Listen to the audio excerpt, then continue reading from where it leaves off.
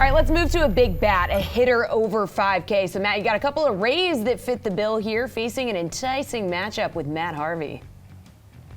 Yeah, I actually think this slate could be big enough where the ownership on the Rays doesn't get there like it normally would because there's so many choices. Like I think Toronto and Boston and Milwaukee and maybe even San Diego, there are a lot of teams for people to choose from.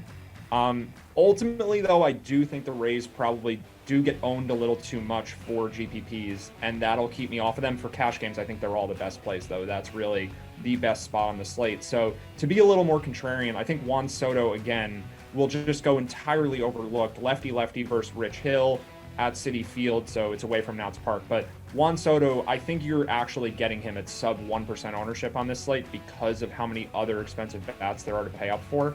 And Soto is just in that class of hitters where anytime he's contrarian, just play him. And I think we do see Tatis and maybe Harper and then all of these Rays hitters and a few others take 5, 10, 15, 20% ownership numbers, and Soto will be way lower. So for that reason, I think he's my preferred choice over all of those guys. All right, Erik, a big bat, who you going with? Yeah, I am going to go with one of those Rays, and that's Wander Franco at 5,300. The talent that we knew he had coming up, he was, again, not just the top prospect in the league, but a generational type talent, the once-in-a-decade type prospect. So he's not somebody you'd be at all surprised would end up in this 5,300 range. It looked like he wasn't going to be anywhere near there, deservedly at least, this season, because over his first 27 games, he was hitting just 220, on base 283, slugging just 349.